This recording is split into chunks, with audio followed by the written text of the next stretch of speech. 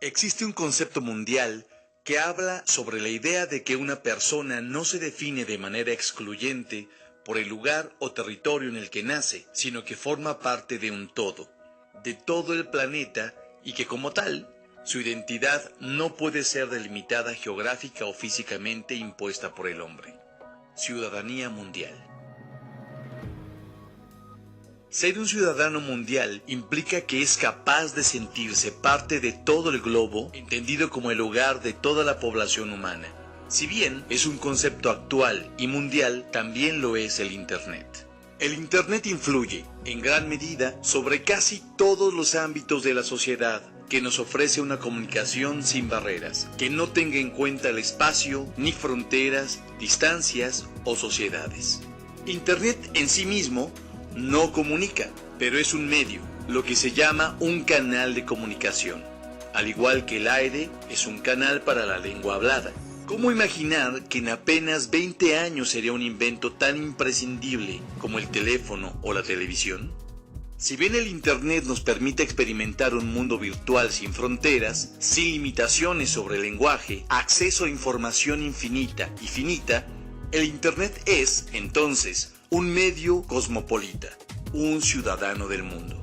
La idea misma de la ciudadanía del mundo choca con la del nacionalismo, pues es una de las corrientes políticas y sociales más importantes del siglo XIX, en el cual diversidad de países invirtieron evolución para establecer los límites culturales, políticos, sociales y geográficos de esa comunidad que luego denominarían nación.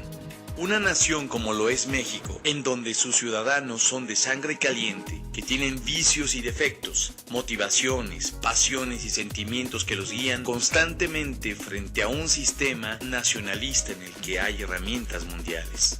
Se crea un constante y a veces necesario proceso de convivencia funcional. Si es verdad que una nación requiere de constantes cambios y que en su constitución vuelve tangible las reglas, también es cierto que, como se dijo alguna vez en la historia, entre más corrupto el Estado, más leyes necesita.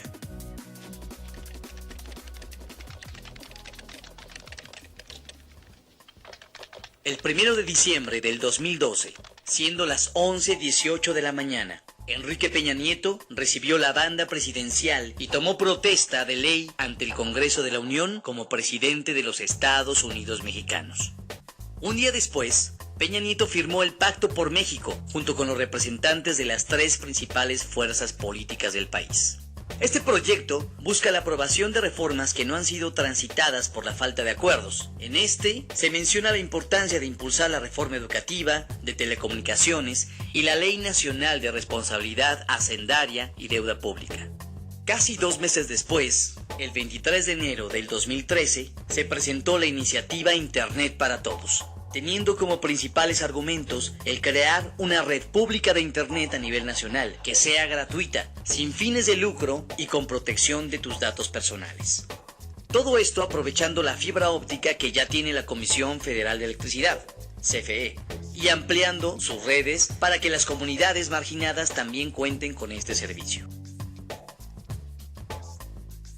Se pretende que los particulares prestadores de Internet puedan ofrecer una mayor velocidad en su servicio, así como establecer un límite en la cantidad de datos que puedan ser transferidos por cada usuario y evitar un Internet lento. Se crearía la Comisión Federal para el Acceso Libre a Internet y un Consejo Ciudadano Verificador, ambos responsables de que todo lo anterior proceda con normatividad. El 11 de marzo del 2013, el presidente Peña Nieto presentó ante la Cámara de Diputados una reforma en materia de telecomunicaciones. 11 días después es aprobada y enviada al Senado. Tras varias reuniones y debates, el 15 de mayo es avalada por los congresos de 18 estados de la República, lo que la pondría a un paso de convertirse en una realidad. La Comisión Federal de Telecomunicaciones, COFETEL, es reemplazada el 11 de junio por el Instituto Federal de Telecomunicaciones, encargada, como institución autónoma y jurídica, de regular, promover y supervisar la libre competencia en los mercados de telecomunicaciones y radiodifusión, teniendo la facultad de ejercer las acciones que sean necesarias para evitar prácticas desleales y monopólicas. El lunes 23 de marzo del 2014, el presidente de México envió al Senado nuevas reglamentaciones para el mercado de telecomunicaciones y radiodifusión. En estas leyes secundarias se establecieron puntos que no quedaron claros, dando pie a especulaciones y acciones por parte de grupos de activistas en pro de los derechos a la libertad de expresión en Internet.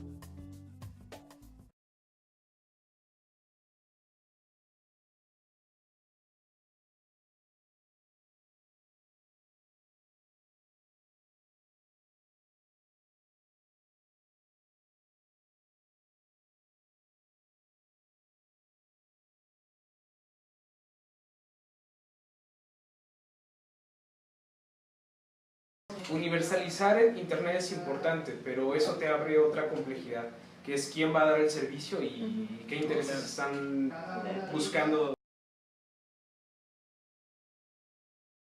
Hay que ver y verificar, rigor empírico, si lo que estamos legislando o lo que se está legislando en este momento realmente va a generar un beneficio social en tanto derechos y acceso a derechos. Y yo confío que sí. Considero que la legislación traerá los beneficios, no son los que queremos, pero sí son los que necesitamos. Si nosotros creemos que una ley de telecomunicaciones lo va a garantizar todo, vamos a hacer una ley inaplicable. Todas las iniciativas de ley siempre dan ganadores y perdedores. Y buena parte de los argumentos a favor o en contra van a ser eminentemente políticos. La reforma en Telecom desde el principio por sí misma fue difícil movilizar porque pasa por temas técnicos, económicos, de teoría de la comunicación, y la manera que se encontró desde 132 para movilizar fue un poco una trampa, que era ponte contra Televisa. Ahora la única manera en la que podemos acceder a los radioescuchas es a través de internet. Con estas nuevas medidas de control, pues corremos el riesgo de que si de repente las autoridades ven como nuestro contenido ilícito, que nos censuren. Después de que el presidente dio sus propuestas, los ciudadanos mostraron inquietud por los artículos en los que se ve amenazado el único medio en el que el mexicano se siente libre y protegido. Estos son los siguientes. Artículo 145. Permite bloquear el acceso a ciertos contenidos, aplicaciones o servicios cuando lo ordene una autoridad o se viole alguna normatividad. Esto bajo el argumento de proteger la seguridad de la red. El problema de Internet también era respecto a criminalizar el que compartas archivos o documentos, porque la cultura de compartir es lo que ha nutrido la red. Eso es como muy importante. ¿Cuál es la red que queremos y por la cual vamos a luchar? Si una libre o una que va a ser como un reflejo de las limitaciones de los derechos de autor. Artículo 146. Los concesionarios y los autorizados que presten el servicio de acceso a Internet podrán hacer ofertas según las necesidades de los segmentos de mercado y clientes, diferenciando entre niveles de capacidad, velocidad o calidad.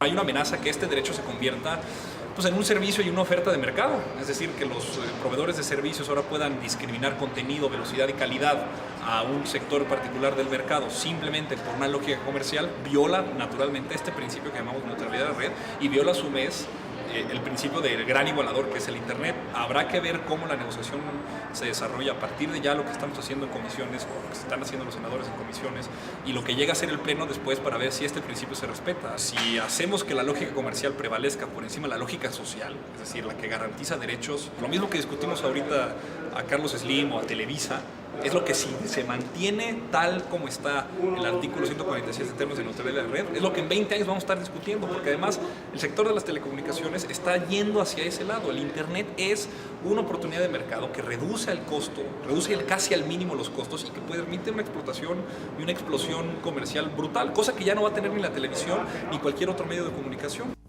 Artículo 189. Obliga a los concesionarios de telecomunicaciones a proporcionar la localización geográfica en tiempo real de cualquier dispositivo de comunicación relacionado con algún crimen a solicitud de las instancias de seguridad. El hecho de que nos puedan localizar, cualquiera de nosotros a través de nuestros dispositivos móviles, es un arma de dos filos. Siempre va a depender de las manos en las que estén. Si a mí me pueden localizar, la verdad es mejor para mí. Artículo 190. establece la obligación a los concesionarios de telecomunicaciones de permitir que las autoridades facultadas por la ley intervengan las comunicaciones privadas como llamadas y mensajes. Artículo 192. Obliga a los concesionarios de telecomunicaciones a conservar un registro de comunicaciones que se realicen desde cualquier dispositivo y que permitan identificar con precisión el nombre, domicilio, tipo de comunicación, origen y destino del mensaje, fecha, hora y duración de las comunicaciones, tanto del emisor como del receptor. Bueno, pues creo que ahí va a surgir otro dilema, ¿no? Porque ¿dónde queda mi privacidad? Por supuesto que no me encantaría que alguien esté viendo ese asunto, porque pues es algo mío, pero si va a ayudar a un problema que está latente, que es el tema de la seguridad. Al amparo de la seguridad, nosotros decimos que se está poniendo en riesgo la privacidad de los usuarios. Ordena a las empresas a guardar información por más de 2 años y que a la solicitud de la autoridad competente, pongo entrecomillado competente, no sabemos en su momento a qué autoridad se pudieran estar refiriendo. Aquí estaríamos abriendo la puerta para que se legitime y se legalice delincuencia organizada. Artículo 197. Permite bloquear, inhibir o anular de manera temporal las señales en eventos y lugares críticos para la seguridad pública y nacional a solicitud de las autoridades competentes. Lo que podría pasar es que en determinado momento en un radio de 100, 200, 50 metros o un radio más amplio se nulifiquen todas las señales. De repente agarras tu teléfono y no tengas señal, no tengas internet, y eso tiene una implicación fuerte, ¿no? ¿Qué decir de ese logro que presentamos en su momento?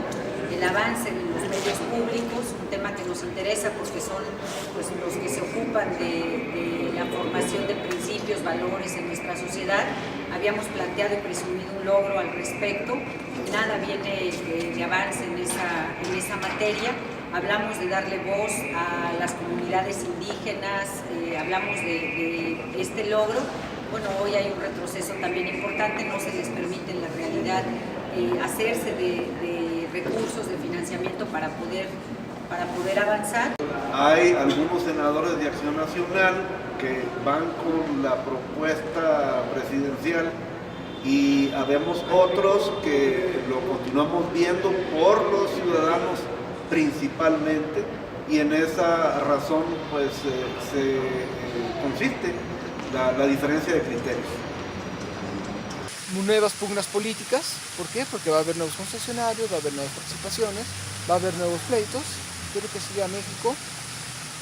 Esperemos que un entorno en donde haya más certidumbre jurídica, un entorno en donde pueda desarrollarse mejores empresas, con bienes primarios más baratos, un entorno en donde a través de eso pueda haber más inversión, pueda haber más empleos. ¿Qué viene? Si nos dejamos, viene una ley en donde no va a haber apertura para el sector social, para el sector comunitario. Pues yo creo que debería de ser regulación, porque control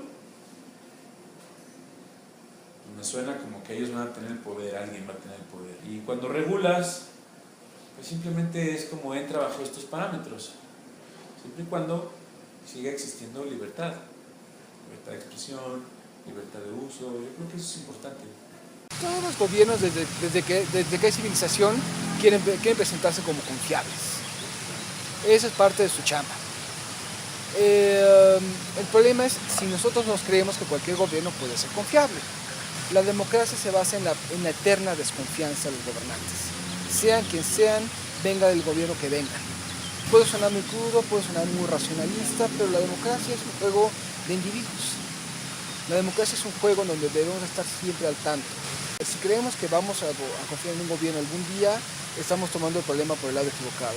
Habrá que tener a los medios de comunicación independientes y nacionales, como ustedes, por ejemplo, que estén sometiendo a esa crítica responsiva que ahorita actualmente institucionalmente no tenemos. Entonces, es muy peligroso eso, porque hay intereses económicos y políticos muy fuertes detrás que hacen que esta negociación, que se vela como democrática y que se vela como legal, pues realmente está buscando, a través del tecnicismo y de la complicación argumentativa, favorecer o interés a otro. Ahí es donde tenemos que poner mayor atención.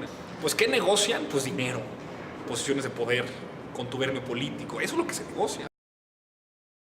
Con la información recabada y analizada hasta el día 2 de julio del 2014, daremos una conclusión respecto a la reforma de telecomunicaciones, específicamente del Internet, ya que es un acontecimiento vigente y relevante en este momento. Hemos recibido la opinión de 3 círculos sociales, los cuales se relacionan y al mismo tiempo repelen entre sí. Son políticos y empresarios, activistas y la sociedad civil, círculo al que pertenecemos la mayoría de los ciudadanos. Es importante entender que no hay límites como tal entre estos grupos. Generalizando la opinión ciudadana, México tiene un gobierno corrupto, mentiroso, turbio, que no rinde cuentas a la nación como es debido, pero sobre todo un gobierno desigual que no ve por la mayoría, sino por una minoría que ya tiene saciadas sus necesidades básicas y asegurado un futuro. Pero, querido espectador, tú eres México, tú eres fuerza, valentía, hospitalidad, calidez, alegría. ¿No crees que un país justo y trabajador merece y debe tener un buen gobierno? Entonces, ¿qué es lo que está pasando? ¿Qué estás ofreciendo a cambio de lo que exiges? ¿Qué haces por tu país? Pero al parecer, estas preguntas no despiertan nuestra sangre mexicana. Las cartas están puestas sobre la mesa. Hoy en día, todavía tenemos los medios para poder expresar nuestro desacuerdo. Estamos en la cúspide de todo un movimiento legislativo y tenemos las armas para poder defender nuestros derechos. Lamentablemente, solo criticamos y reprochamos desde nuestra silla de ciudadano pasivo. Nos quedamos en la eterna pelea repudiando a través de diferentes medios las iniciativas, en lugar de proponer o analizarlas conscientemente. De acuerdo a estudios económicos, la reforma de telecomunicaciones tendrá un efecto positivo en el crecimiento del país. Pero, ¿tú sabes en manos de quién quedará ese dinero y qué usos le dará? El Internet debe ser regulado, mas no controlado. Nuestros derechos constitucionales de privacidad no deben ser violados por ningún motivo. Tenemos derechos y debemos luchar por ellos, pero también obligaciones que cumplir. Y una de ellas es mantenerse informados para poder defender aquello que constitucionalmente nos pertenece. Integrarse a organizaciones en las que podamos participar activamente y no solamente limitarnos a marchar y cerrar calles. Asimismo, debemos entender que la mayoría de los activistas y políticos tienen intereses propios, por lo que no debemos ceder nuestras capacidades de defender y luchar por nuestros derechos que constitucionalmente nos pertenecen. Si no te involucras, no te quejes.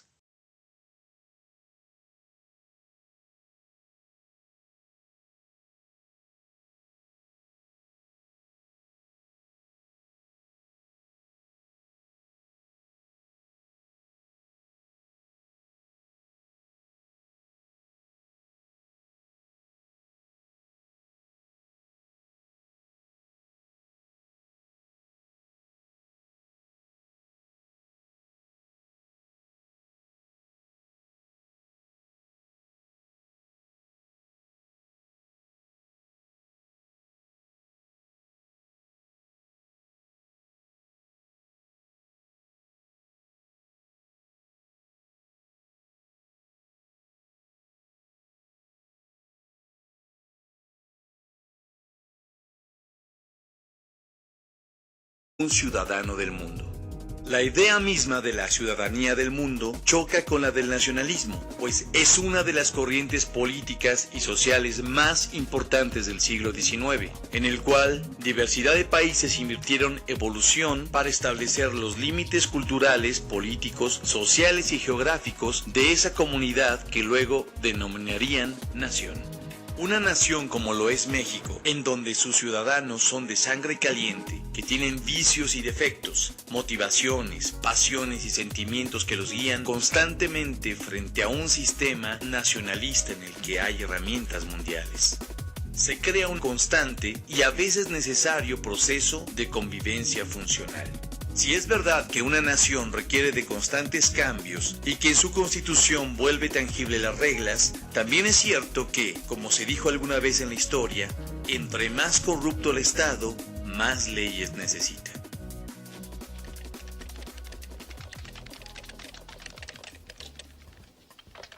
El 1 de diciembre del 2012, siendo las 11:18 de la mañana, Enrique Peña Nieto recibió la banda presidencial y tomó protesta de ley ante el Congreso de la Unión como presidente de los Estados Unidos mexicanos.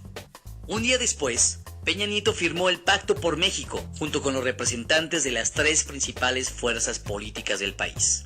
Este proyecto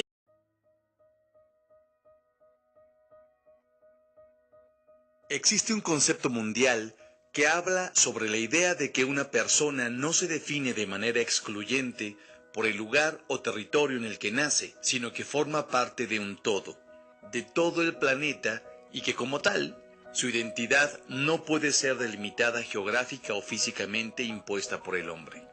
Ciudadanía mundial. Ser un ciudadano mundial implica que es capaz de sentirse parte de todo el globo, entendido como el hogar de toda la población humana.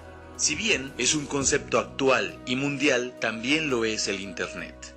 El Internet influye. El proyecto busca la aprobación de reformas que no han sido transitadas por la falta de acuerdos. En este se menciona la importancia de impulsar la reforma educativa, de telecomunicaciones y la Ley Nacional de Responsabilidad Hacendaria y Deuda Pública.